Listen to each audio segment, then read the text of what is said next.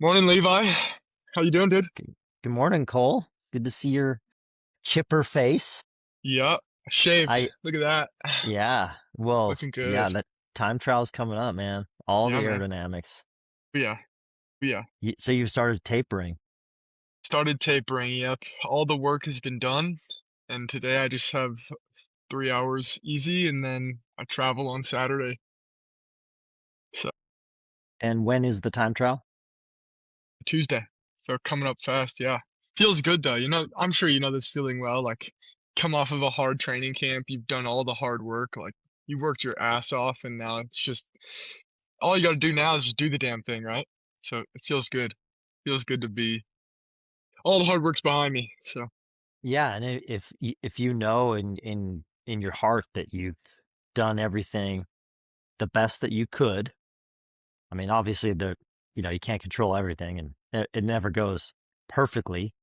But if you know, like, once you get to that start line, you don't have any excuses, that's a big deal because for me, when I was like preparing for a big goal and I just train super hard, when I was training, I was like, man, I have to finish all these intervals and do everything the best I can so that when I get to the start line, I'm not in my head like, I shouldn't have like skipped that whatever. Like I wasn't doing my best. And then you really lose the race before it starts if that's the yeah, case. So yeah. No, you have to leave yourself no excuses.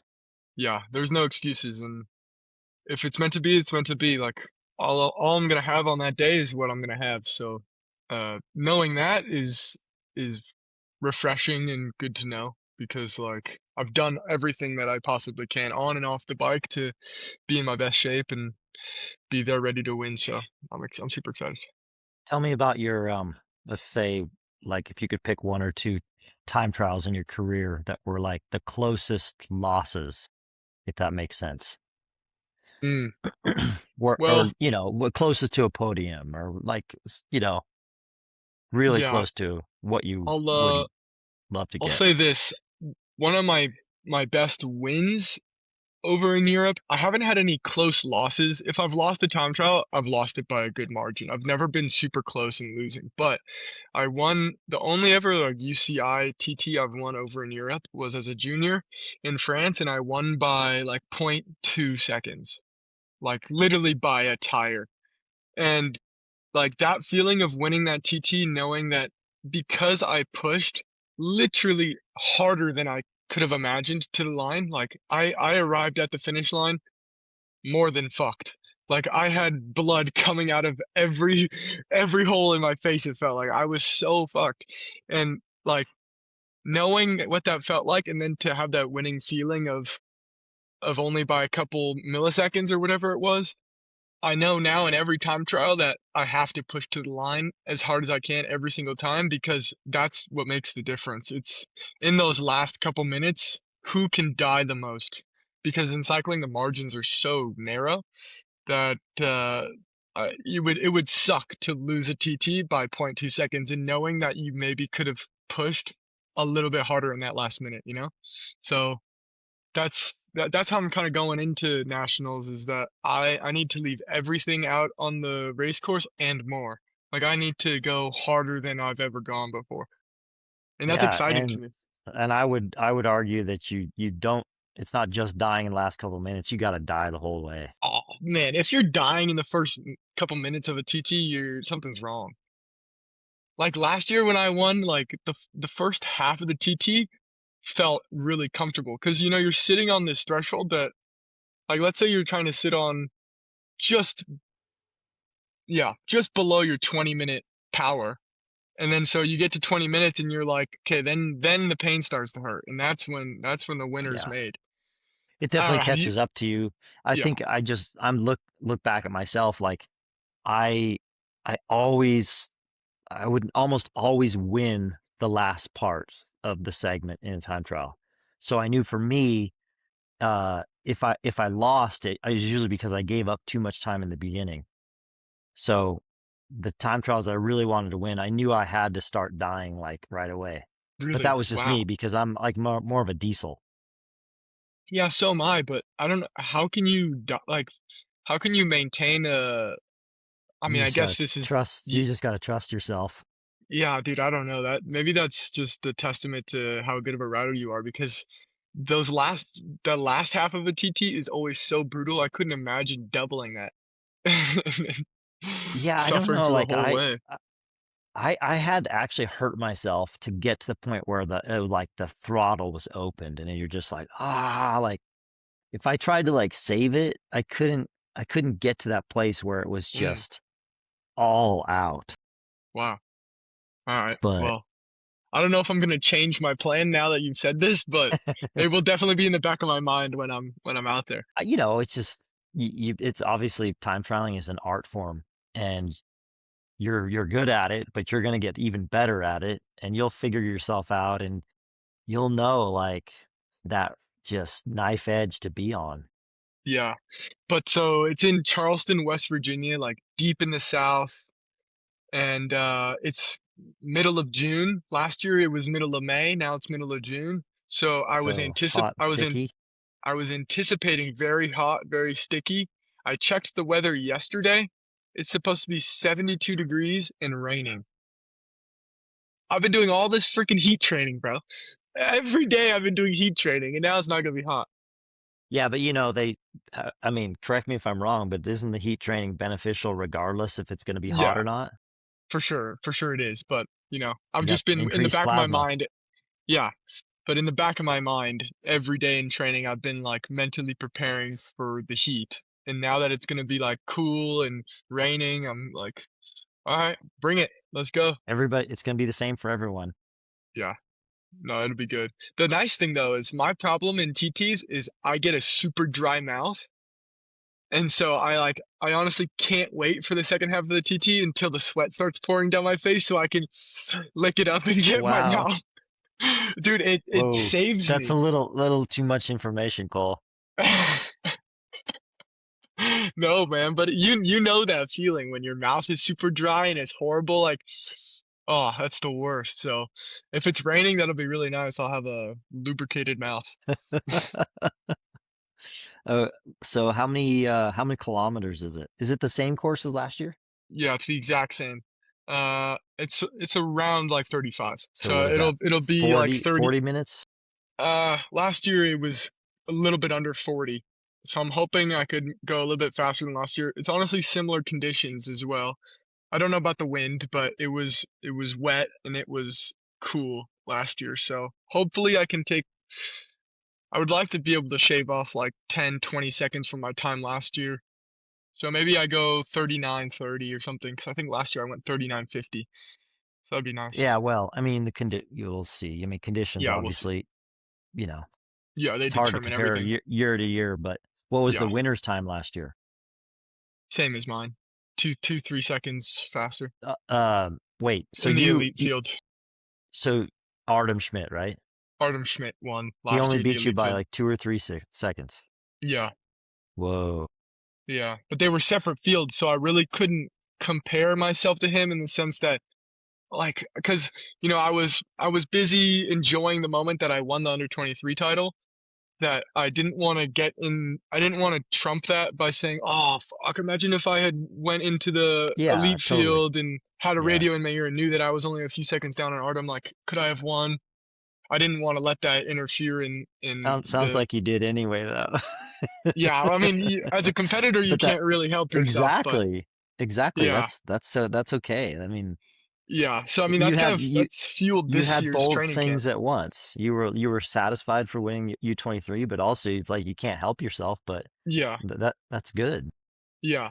So I don't know. That's kind of been in the back of my mind this whole training camp is just like Artem is a damn good rider, and I know he's gonna be a hard guy to beat. But I know that on my day, if I have a really good day, I can be pretty close to him. Uh, and that's been honestly fueling my training, just knowing that Yeah. if I'm perfectly preparing for this event while he's having to be over in Europe doing the whole pro thing and racing races. Granted, he won a race, which is great for him. That was a really hard race that he won, but he's not preparing for the TT, and I am. So that gives me some motivation. Well, and this goes right back to my question, like tell me your closest loss, and there it is right there. That Yeah, because what I was getting at is like, I mean, if I think to back to myself, like I lost, now that the Dauphine's on, this is appropriate, but I lost a 1 hour time trial on the Dauphine by 0.16 once.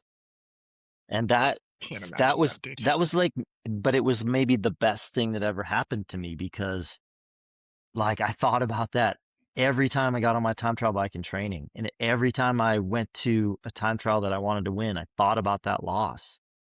And I was like, every corner and every little rise, it was just like die, die, die. Yeah. Oh, So man. so now you're thinking about last year. You know, even though you won U23, you're gonna think about that 2 to 3 seconds that he beat you by. Yeah. Yeah, that's true. Yeah, so that's been fueling the training for sure, and that kind of stuff gets me fired up for sure. Is he is he would he be the your biggest rival there, or anyone I else? think so. I mean, there are some good guys like Will Barda and Larry Warbass are gonna be there. I don't know how often they ride their TT bikes, but they're good riders, so I'm sure they'll be up there. Will is super good. I know that. I don't know if Magnus Sheffield is gonna be there. He's kind of dark. I haven't heard from him or heard What about about him and how he's doing. Brandon? Brandon's got to do Swiss, so thankfully he's not showing up. Otherwise, it would be fighting for second. Yeah. But yeah, Quinn is coming off Dauphiné, so he won't do the TT. Although he's been riding the TT bike a lot because of the Tour de France and the team time trial there. Same with Kevin Vermarka. He has a new time trial set up at UAE that he likes, so he's been riding that bike a little bit more. But they both are coming off Dauphiné, so they can't do it. So it's on. If there's any year to do it, it's gonna be this year, I feel like. So I'm all in. It's exciting. Yeah. Looking forward to it. And then the nice thing about it is if it doesn't go my way or it's not my day or whatever, then I have this great form and I can just instantly refocus for the road race, which I know I can do well at as well because I was top 10 there after helping Quinn. It's a good course for me. And so I'm just excited all around to get out there and fucking race my bike. It's gonna be cool. So now would be appropriate in the podcast to put the link to be able to watch it. Yeah, it'll be on Flow Sports. So everybody in Oh, okay. America who has Flow can watch it on Flow. I wish it was on Peacock or something, but it's not. I'm sure there'll be a No YouTube live YouTube? stream. No, Yeah. there'll be a YouTube live stream, I'm sure. Let's throw up the YouTube live stream. Yeah, I'll put That's a the link there. future of cycling viewership, in my opinion. Yep, my dad also. Yep, Yeah, yep. what's up, Steve? He's for sure watching right now. He's in the other room. Yeah, he throws this out. He loves this podcast. This is his favorite thing. Yeah. Yeah. He's a big fan of Jakob. Oh yeah. Who isn't though? Jakob's such a nice Yeah. guy. Yeah. He's a Pure good dude. class. He's gonna be a big star one day. I'm telling you. I'll put it out there right now. He's gonna win the world championship title elite 1 year in the Whoa. TT for sure. Really? Oh, yeah, dude. That Even guy. even if even That against guy. Remco, or you gotta wait till Remco Oh well. retires? I think these guys. He'll still be riding when these guys retire. Yeah, But right. Where no, is no, he's Jakob incredible. racing now? Is he gonna do Swiss, or is he in Dauphiné? Mm, he's not. I think he's taking a little bit of rest right now. Uh, it doesn't look like he's racing at the moment. I think he might have done Wallony. So I'm not sure, but yeah, I think there's maybe too much climbing at Dauphiné. He struggles in the heat. So like when the summer rolls around, if there's big climbs and stuff and it's hot, the big man Well, suffers. before we talk about the current Dauphiné, let's give a shout out to Modern Adventure at Wallany. Oh yeah, wow, that was the most incredible thing ever. I was so jealous of the boys when I was Yeah, watching this on the TV because I know that team environment and the vibe and the energy there was incredible, and yeah, I would have killed to have been a part of that. But I'm so happy that they held it down and they fucking brought it home. That is so cool, man. yeah. First It's first win, huge. right? First win, not only stage win, we won 2 stage wins, which was our first, like, inaugural win over in Europe, and it was a dot pro, and then we won the GC. So we killed 2 birds with 1 stone. We got our first pro GC win and our first pro stage win all in one race. Yeah, Incredible. the And ball that's a is hard rolling. race. Yeah, the ball's rolling. We have the momentum. The world has been watching us, so we're gonna get some great invites next year, I'm sure, and we're gonna have a killer race program, and it's only the start for the team, and I hope that we're inspiring the young Americans and like this is the team that all the kids want to be on in America, because I Yeah, think there are some good juniors coming up right now and definitely some good under 23 riders and it's the place to be if you're an American and you want to make it happen over in Europe. So you got the pick of the litter. yeah, yeah, I got lucky for sure. I mean, it's crazy how in life like timing is everything and I got really lucky that it just so happened to line up that when my U23 career was over, this new team was birthed, and I was able to Yeah, be a part of it. So I feel yeah, blessed and lucky for that opportunity. yeah. It definitely allows you, you know, I mean, you're at a moment right now where you need some space to continue to hone your craft, and this is the perfect place for that. Yeah, and the troubling thing for some guys is whether it's they go world tour straight out of juniors or even after their under 23 careers, as an American or even as any rider, to be honest, you kind of the the level is so high that you're almost, unless you're some crazy talent, you're almost automatically sent as a filler rider, meaning you don't really get to race the races you want to do. You don't get to like go home and train for an event. Like I've been really lucky, and this team allowed me to, you know, take a month out of the season, a month and a half out of the season to just train for nationals. And if you were a rider on a world tour team and you're a neo pro, you're gonna race 70 days a year, and you're just going to every race where they need a rider, regardless of whether you're a climber or a sprinter. You're just gonna go and do a job. And yes, that's good in some ways because you get a lot of experience quickly, but it kind of maybe stunts your growth in the sense that I feel like you maybe can lose the love of the game a little bit because Yeah, you're like a slave almost. Not that it's a bad thing, and you can make a career out of being that type of rider, but early on in your career, you need to kind of still have that fire under your ass to like motivate you to keep training super hard and hit your goals and have some goals that you want to have during the season. So I think that the opportunity that I have with Modern Adventure is like the perfect thing for me. So I'm really yeah. happy. I'm getting really hot, so I gotta take off my hoodie. I tend to do that. Oh. What's that It, shirt? Nord York? yeah, it's a What is that? because I'm a Nord dork. Oh, talk about lame. It's self-deprecating. Wow. Did Cycling you? needs a brand like this. Yeah, yeah. I It's think a it's cool we're company. do That for sure these guys are watching. They follow me on social. So shout out to sweet. the brand Nordork. Nord York. So Cool. Nordic skiing. And if Yep. you're a Nordic skier, you're a dork. So you're Nordork. And especially if Yeah. you roller ski out on the road, Did I then you're so a super dork. so for a little bit of context, I for the people, I set up a friend of mine, Quinn Holen, who's national champion on Nordic skis, lives here in Tahoe. I set him up on a ride with Cole because he's pretty good on a bike too. He's Like talented. I mean, if he huge switched to engine cycling, he yeah. But for anyway, I sure. He's sent you that young. What is video he? of him 18, roller 19? skiing. Yeah, he's just out of high school, so but I sent you that video of him roller skiing, like so Putting the good. power down. And that is Yeah, so hard. yeah. How, To have for the for technique to context, put the power down is that's the thing. Like yeah, it you looked don't like he just was get on. going up. Looked like he was going uphill at like He 15 was. miles an hour Yeah. on It's not on like roller when you get skis. on a That's bike, you just push on the pedals harder. There's not a yeah, no, ton of technique to it, right? no, But yeah, with Nordic skiing, especially roller skiing, which takes even more balance, man, he's really good. yeah. That was cool to see that. No, yeah, that was nice to ride with him and pick his brain a little bit on where he wants to go with his career and skiing and stuff. He's a super nice kid. Well, and watching the Dauphine today, I saw Nordhagen on Visma. He's a world But champion. yeah, yeah, yeah. He's really talented. Yeah. Yeah, I saw him. He was climbing right there with the little Trek guys, and he's Yeah. what is he, 20 maybe? He's I don't know. super I super just know young. he's a junior world champion on Nordic skis. Yeah, but he wasn't junior that long ago, I'll tell you that. So Yeah. it's impressive to see these young guys doing so well at that high level. It's like, wow, Nordhagen is up there, Sexas is up there, Del Toro's up there. It's wild. It's Let's wild to talk see. about the Dauphiné, especially today. Yeah. Like, I didn't watch the middle of the stage, but it's like 60 riders are away with 5 minutes. Like somebody made a big mistake, and it Yeah, wasn't it's EF. yeah. Like it's EF not on wanted it to EF. go, right? Well, I mean, wanted it maybe.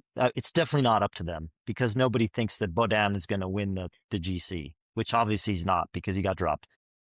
So again, I didn't watch the middle of the stage, but I got to think that it's all Decathlon's fault. Yeah, I also didn't watch the middle of the stage. I kind of turned it on with like maybe 20 Ks to go. Um, yeah, 60-man breakaway. And UAE had a guy in there, so UAE's probably not going to pull behind. So it was Decathlon's issue to try and bring that back. I mean, maybe Trek could have ridden, but again, they probably know that Sexas is the strongest guy, so why would they pull for him to take time on them? So it No, kind of, I think it's mainly Decathlon, and I think you could also blame Visma. So they had Amarai up there, yeah. but he didn't take the jersey, and the chances of him taking the jersey were a little bit slim. So, but then again, Mateo, like he has a pretty good gap from the team time trial on Seixas and Del Toro. So I So also they, think that yeah. Visma, it's a little bit their fault as well. Well, maybe Visma thought that they were just going to try and limit their losses in the GC group with Mateo, and if the break got caught, the break got caught, and then they would be in the GC lead, and if the break didn't get caught, then they still have the weekend to take the GC. We'll see. I mean, But now what? Luke Tuckwell, I think he's my age. He was on Bora Development, and now he's in the World Tour Neo Pro. I'm pretty sure, and and he's he's in the got GC. 3 minutes ahead of Seixas. Yeah, with two days left in the Dauphiné. I mean, if he can pull this off, which he's a very strong rider, I think he did really well in Baby Giro, and I've raced against him a bunch of times. He's a super talented guy. There's no doubt in my mind that he could pull something off and at least finish on the podium, which is Yeah, impressive, yeah. which is crazy. So So it's exciting heading into the weekend. Let's talk about the days prior. Like, I mean, basically breakaway. It's breakaway heaven. Seems like yeah, like I yeah, I yeah. wish I was at this race because they've let the break win 3 days out of or 4 days out of five now. Right, and the fifth day was a team time trial. Yeah. Yeah. So I mean, it's yeah, day one, the break went to Baudin, right? Mhm. And That was then a really strong ride. yeah, I mean, I think Vaughters posted on his Instagram, uh, Alex's Training Peaks information. He did like 6.4 watts per kilo almost for 20 minutes at the end of the race up the climb, which is that's after being in the break all day. And he didn't lose much time to the bunch either. So I mean, that's moving for sure. It's impressive. And then yeah, he's been in yellow for the entire race. Lost it what today, right? Yeah. And then the Um, second, was stronger than I expected. They were really great in the team ooh, time trial, which I I did cannot not believe expect that. that. Yeah. I and it almost makes you think like time trialing's all like CDA now, but the TTT it matters really how well oiled you guys are and the overall team performance because I don't think EF has the greatest TT setup. I mean, it's up Hmm. there with a bunch of the top teams, but Visma and UAE and Bora, these teams have invested so much money in their time trial setups, and I don't think EF has that type of budget. So for them to be able to put in that type of ride with their level of setup is it's super impressive Yeah. because they also don't have the engines in that team seemingly as uh, Visma with Van Aert and with Eduardo Affini and Bruno Amarai and then Bora obviously have some big guys like that was probably the top performance of the day in the TTT for me. Yeah. The biggest prize, I guess. Yeah. Yeah. Yeah, I would say it was a surprise to be honest. Yeah. And then the UAE next day, was UAE should be concerned actually because while it's not their Tour de France team, I do see, like, normally you see with team time trials that um, it kind of permeates through the entire team about how you can do. Like Visma will, it doesn't matter who they send, they will always do pretty well, more or less, Yeah. for example. Yep. And UAE was not good in that team time trial. They were bad. So, They didn't even make the top 10. no, so yeah, I actually think as fans, it would be good if they were not good in the Tour de France team time trial. Yeah. That's what we would hope for to make an exciting race. Yeah. But the way with the rules are now, it's Hmm. like it's just the last man's time. So it's Yeah, basically just a team lead out for yeah, Pogačar. And and Pogačar's Pogačar. I just, I mean, I haven't been paying attention close enough, but so maybe I completely, with a disclaimer, I don't know totally what I'm talking about, but I don't like these new rules because, like, in my day, it was truly a team effort. You were as strong as your Weakest fifth guy. rider. Yeah. Well, not your weakest guy, but your fifth guy. Yeah, because But if you, you had to finish with 4 or 5 guys across the line, right? yeah, well, like, my Tour de France days, it was 9 guys, and I think they took the time on the fifth guy. I think then they changed it to it was 4 or 3 maybe, because obviously the team went down to 8 riders. Um, so I think it bumped down a little bit, but now it's just the last guy across or the first guy across the line. That's his time. Do And you so know why yeah, they changed it?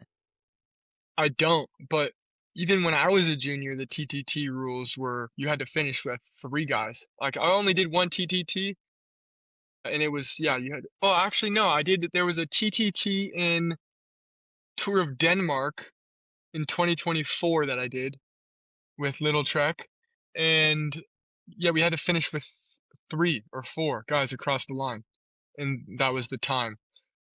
So it's been changed in the last year or 2, I think, Yeah, which is odd. I it is odd. Yeah. Not much more you can I say. don't think it's good for actually the fans. Like I said, let's say if Tade goes to the Tour de France team time trial with UAE and they lose a good chunk on Red Bull and Visma, man, that's exactly what we want. 'Cause then he's got to It's not what they want though. no, but I mean, and in the end, at the end of the Tour de France, it won't matter. The team time trial most likely will have zero effect on the GC, but it's about the unknown. Right. Yeah, because the margins have been so big at the tour recently that it's like top 10 goes all the way down to like 10 plus minutes back, you know? Hmm. More, maybe 20 minutes back. So, Yeah, I mean, usually the margins are pretty big, um, yeah, across 3 except weeks. for 1989, for example, or 2007 when I was the closest third place ever.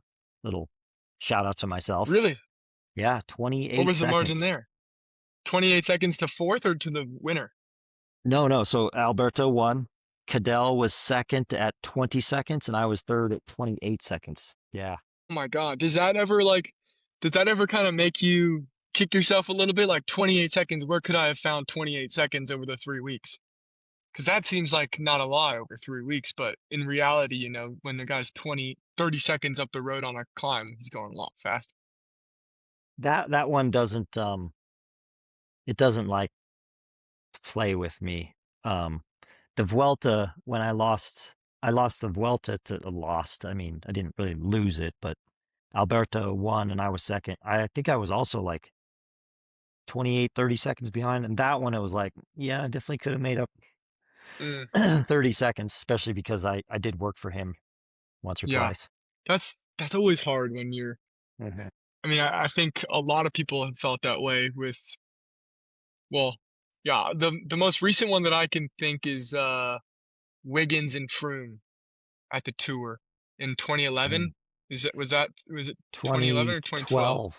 2012. 2012. That was my I last I tour. can I can imagine that one, Froome's kicking himself over that one because obviously Froome was the stronger rider that year, but he had orders to ride for Wiggins, and it's just that iconic image of him just riding away from Wiggins and Wiggins on the radio like, "Come back!" and he has to come Mhm. back, and it's like you. Oh man, that's that can be brutal, I imagine. So I don't remember what the gap was, but Wiggins was much faster in the time trials. was he? I'm pretty sure. I think Froome was the better climber, obviously, but Oh yeah, there's no yeah, question. um, Wiggins was on that year though. He yeah, uh he won the Olympics that year too, right? dude, he won Paris-Nice, he won the Dauphiné, he won the Tour de France, and he won the Olympic TT. Oh, I would have loved to know what that guy had for breakfast that year. Shit. He was so skinny. Speaking of 2007 Tour de France, you know who finished dead last that year? Ooh, Froomey? Bradley Wiggins. Oh, really? No way.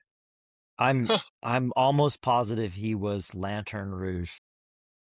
No way. I need to look this up. Hold on. I'm gonna go to he pro and cycling stats. he was twice the size.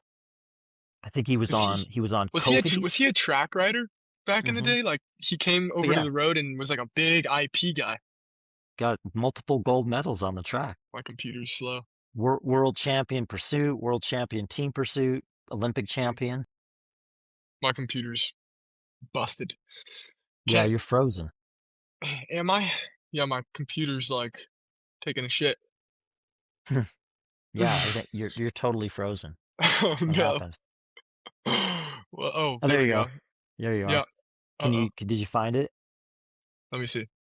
It's like everything's so slow. I think my here, let's go here. Bradley Wiggins, 2007 Tour de France.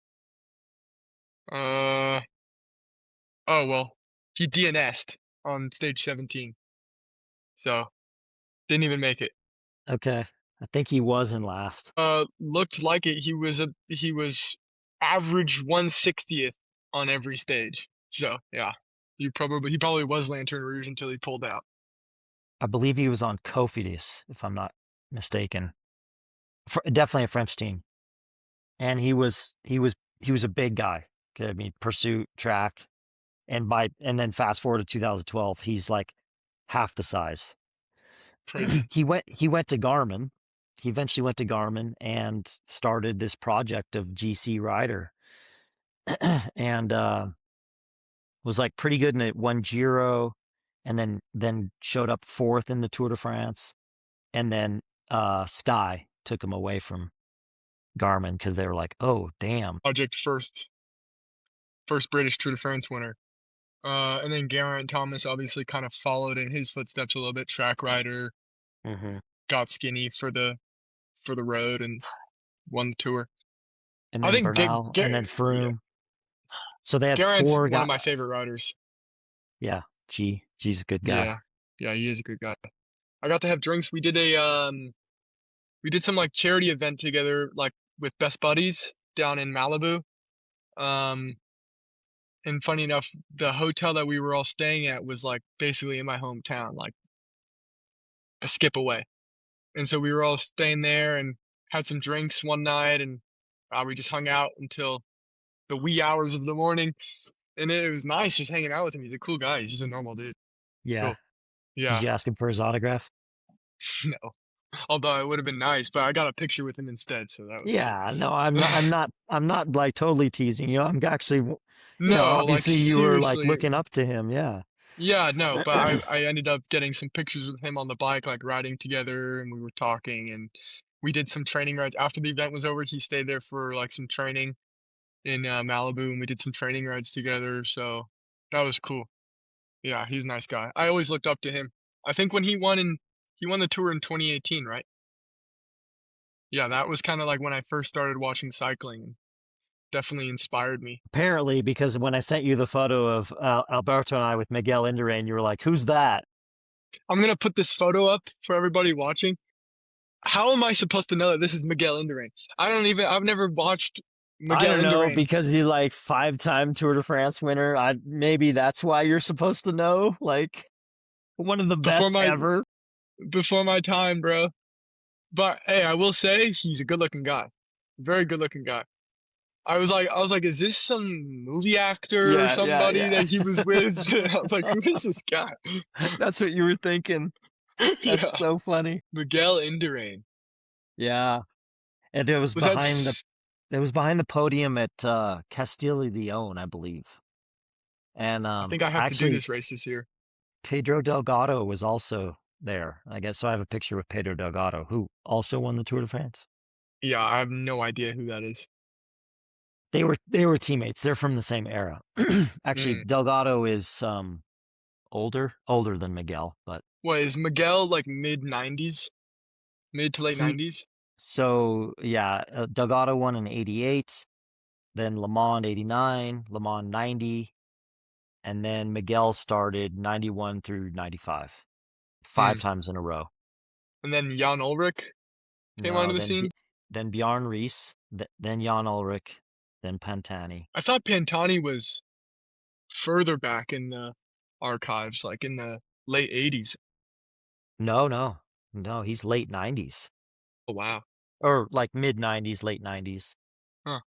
Because the pictures that I've seen of Pantani, like, look classic. Like, no Hmm. helmet, just like Hmm. horrible looking kit, just riding with. I almost thought he was on like a bike with downshift, like down tube Yeah. shifters. Yeah, no. That's just. Yeah, he won in 98 and then Lance started the next year, 99 through 2005. Yeah, we And we cover we cover history on this podcast. this is a historian's podcast where one guy knows everything and the other guy knows nothing. Isn't that kind of the point of this podcast? What is the point of this podcast, by the way? Just to catch up with you and talk to you and share stories, but at the same time, you're schooling me. You're schooling me on the sport that I obviously don't know. Yeah. Well, you gotta like study up, man. Because you know Man, you why? You know why? Because the, like road cycling at this level, it carries so much history with it, and that's the weight of it. That's the legacy and the prestige, and knowing history is like super important um to what's going on in the moment. yes, when I'm suffering on the wheel, I'm gonna be remembering that Do you guys that recognize this guy back here? is that Payson McCleven? Yes. What is he doing back there? Yeah. Are you What? Why is are he in you my host? kitchen? Yeah, why is he in your home? What the hell? We Oh, are uh we are racing the Lost and Found gravel ride. sweet, Yeah, up in nice. Portola. Did you pre-ride that yesterday?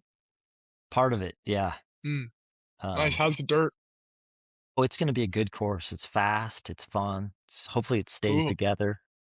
nice. Yeah, there's a little bit of a discussion going on about making a gentleman's agreement to stop because it's gonna be hot and there's no like personal support, which is actually pretty cool. I mean, for safety, yeah, you don't want to be out there in the middle of nowhere and have some issues. So, Correct. That's a very astute observation of you, Cole. man, F you, man. No time trial bikes out on this course. No, I guess not. Oh man. But yeah, back to the Dauphiné. Yeah. Stage two, Uno X guy won, if I'm not mistaken. I s- Charmig. uh, yeah, and nice, good one, Anton Charmig. Yeah, I see this guy training in Girona every day. Every day I'm doing intervals on a mare. This Hmm. guy is there suffering, probably harder than me. So that's nice to see him get a huge win because I always see him out there putting in the hard yards. So Cool. that was cool to see. So he lives Um, in Girona. lives in Girona. Yeah, probably one of the only Scandinavian fellas that choose to live in Girona over their home country. That surprises me because I would think that a lot of them would go there at least in the winter. You'd think so, but those guys are wild and they love to Yeah. just suffer in the Suffer. freezing cold. Yeah, Yeah. I they mean, love it. what's his face is just famous for it. What the big guy? Oh, Um Abrahamsen. yeah. Yeah, He's a yeah, he's a and fan favorite just because he's just a true just 'cause he Viking. suffers. Yeah, Yeah. and, Jakob is the same way. He lives in the north of Sweden where it's negative fucking 30 every day, and he loves it, you know? He has this mountain bike with these super fat tires, and he just goes out and does 100 miles at 5 miles an hour average and does 8-hour rides and For just real? Are suffers you all day. exaggerating or is that for No, real? I am dead ass. Okay, And he well you got does to it, and he does it. throw up one of his Strava pages of that ride Oh, right dude, here because there is I don't one believe you. ride. There is one ride from Jakob. I'll throw it up if I'm allowed. It's on a Strava, so it's public, but he did a 7-hour ride or an 8-hour ride, 4 hours of like endurance, and then in the middle on a flat road in the middle of Sweden, 500 watts for 20 minutes, and then another 4 hours, 8-hour ride. Just, just like, what are you doing, bro? He was just training, just having fun. What? Just, yeah, just biking. He's got dummy watts. It's No insane. wonder no wonder he won like a rainy stage in the Tour of Hungary when everybody else was frozen. He was like, Yeah. "What's up?" Yeah, he loves it. But the thing that shows you his character is so that he can ride with all of his friends there because obviously he's so strong, like nobody can ride next to him. He throws on these tires that are so big and fat so that he rides so slow so that he can do his 300 watts average for 6 hours while his buddies are riding next to him on road setups or whatever. That's the kind of guy he is. That's pretty cool. That's That's pretty cool. amazing. Yeah. So, and then stage three, I think he told me he was gonna come on the pod after the Dauphiné. So, Quinn Simmons, big win. Was it stage 4 though? Yeah, stage three was the TTT, right? Right. Yeah. So Yeah, we so already covered that. So we stage already 4. covered that. Yeah. Stage four, big big breakaway again. Quinn Simmons getting it done from the breakaway. Good sprint. Didn't have much cadence in the sprint though. It looked like it was slow mo. I was like, oh, I is he thought for sure dying? that Yeah, who was the guy that got second? Finn Fisher Black. Yeah, it looked from the front like, oh, he's coming around him because of the Yeah, cadence. You're right. And then yeah. it's like, wait, no, he didn't come No, around him. yeah.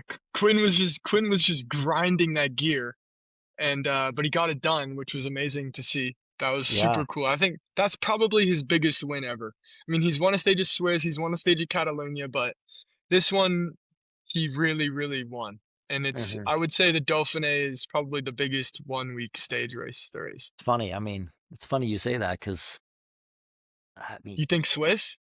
yeah, like in my day, well, because Swiss was usually longer That's than the crazy. Dauphiné. It used to be like 10 days at one point. No So way.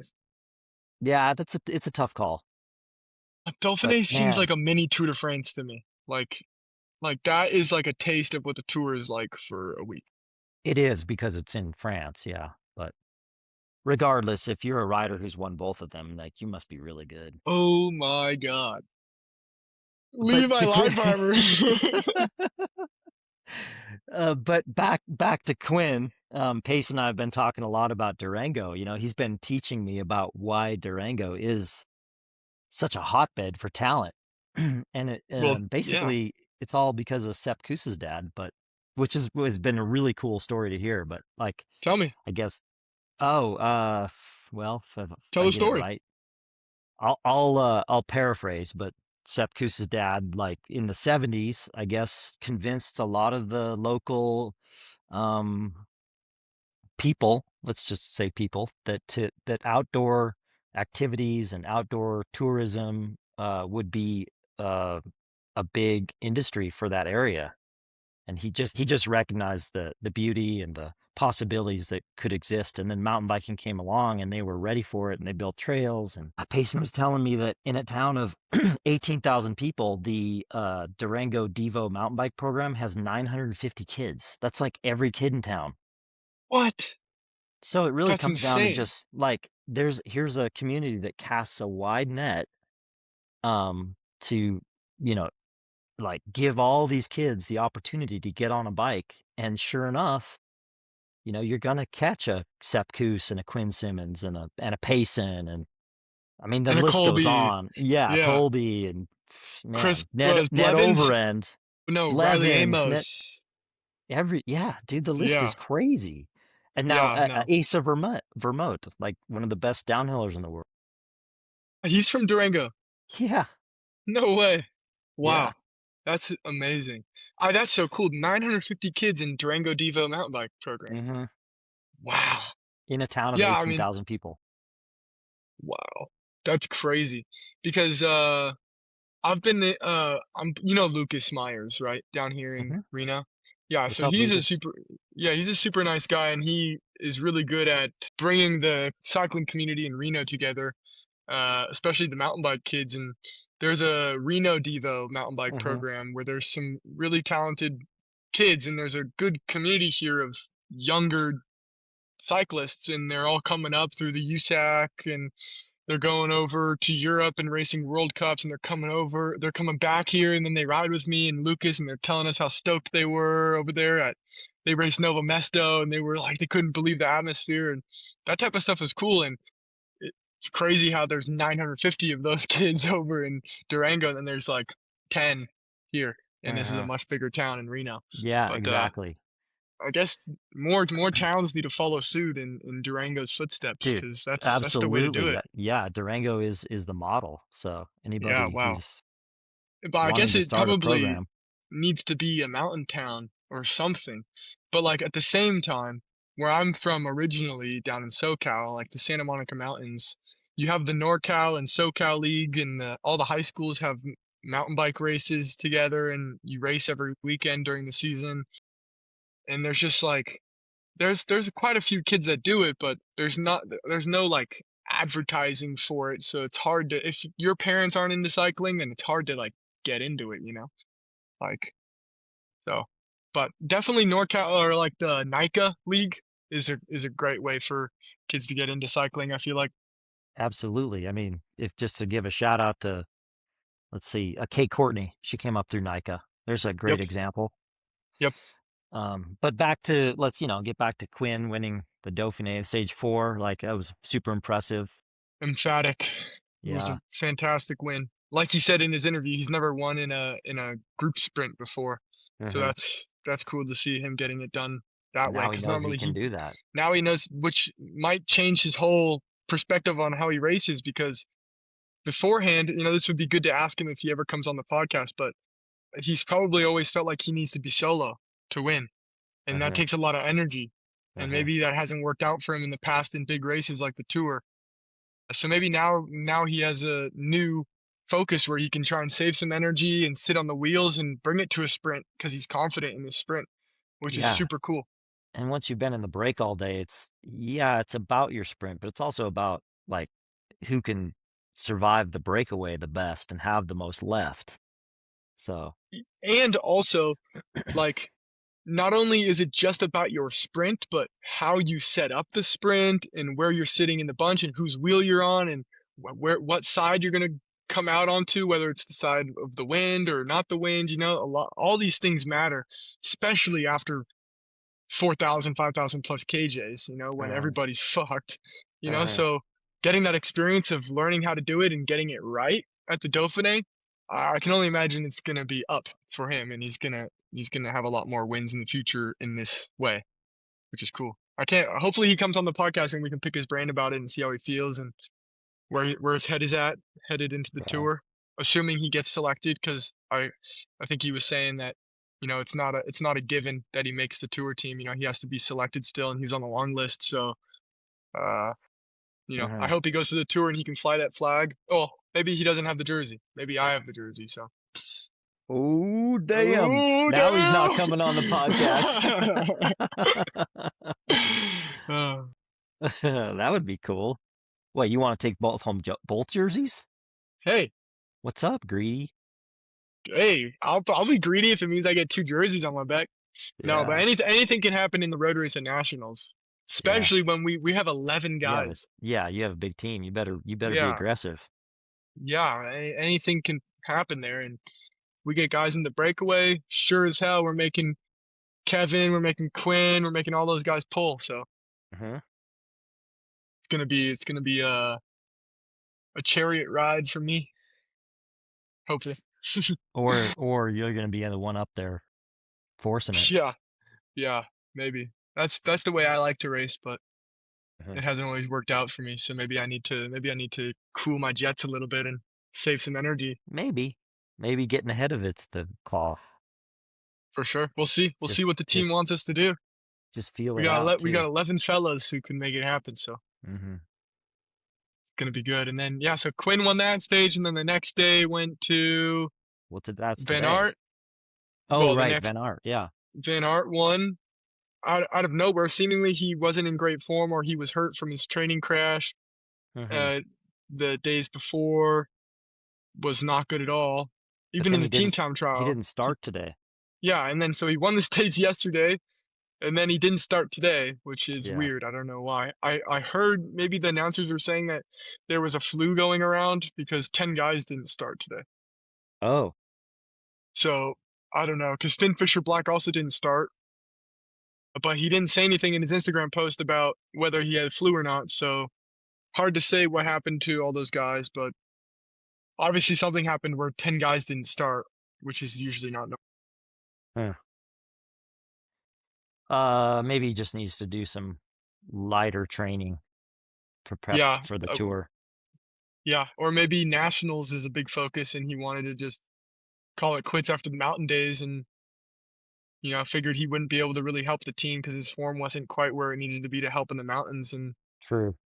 maybe he just wanted to reset, refocus for the nationals, and then go to the tour. Who knows? Lot of So things. then today, Red Bull capitalized. What do you think's going to happen the next 2 days? I think. Well, it was really nice to see Del Toro able to hang on to Seixas seemingly without any problems. Del Uh-huh. Toro has kind of a great poker face. You can't really Uh-huh. tell when he's suffering or Uh-huh. not, but he looked great. And then he came around the last like 600 meters and just rode pretty hard to the finish. And you could tell Seixas was pushing hard on the wheel. Let's It was stop there also for nice. I mean, let's dude, stop there for a the second way. because when I see that, okay, we don't know how good Del Toro is, but when I see that the fact that he didn't drop him, that makes me think that he's not going to be good enough to go against Pogacar on the tour. Yeah, I think the same thing. I think that was the confirmation we needed, as we can call it fans. Um, that Pogacar is still supreme leader when it comes to riders at the Tour de France. But And even also, Vanguard will be better than that. yeah, but I think um, podium will probably go Seixas's way, considering Del Toro will have to be the last man in the mountains for Pogacar, and he's gonna burn a lot more matches than Seixas will. Um, so I imagine we can put in our podium picks now for the tour, but if everybody stays healthy and safe, it'll be Pogacar, Vingegaard, and then Seixas.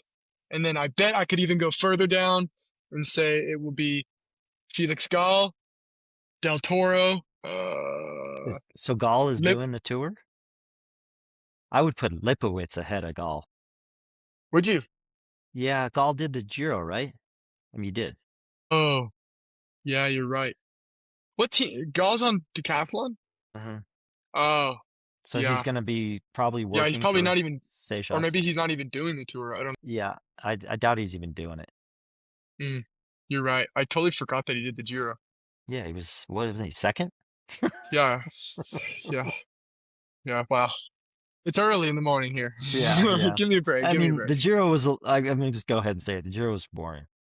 It was pretty boring. We didn't even get Yeah, around to doing week 2 and week 3 recaps nah, because our yeah, guests were more entertaining than the yeah. race itself. I'd rather talk to Andy Hampston. Yeah, I'd rather talk to Andy and Max than watch a script that I can already tell you what's gonna happen. Um, yeah, no, I mean the tour. Hopefully, the tour is more exciting than the Giro, though. I mean, It the should tour be. always is, though. The tour is the tour, so it's gonna be a Yeah, spectacle. But there's always subplots. yeah, for sure. But I do want to shout out. There's maybe so I was on the dev team at Israel Premier Tech for uh 2 years, and I came up with Nadav Reisberg, and I think he's in the green jersey at the Dauphine. Maybe he might hang on to that, and that would be huge for him. So that'd be pretty cool if he can go home with that. Um, but yeah, I guess the subplots we're gonna have to hang on to at the tour if it ends up being if it ends up blowing up, it's gonna have to be like jerseys and I Uh, guess breakaway stage wins and stuff. But yeah. yeah, I don't know. Well, Cole, Safe travels. Good luck. Thanks, dude. We're all Appreciate gonna it. be watching closely. We're all with you, buddy. Thanks, man. It's gonna be hard, but it's gonna be fun, and hopefully I can make it happen. You're gonna do your best. That's all that matters. For sure, I'm gonna do my best. Yeah. All Thanks, right, bro. buddy. It's good catching up with Yeah. you. You too. Take Have a care, great man. day. Yeah, have a fun Thanks. race tomorrow. Thank you. Peace.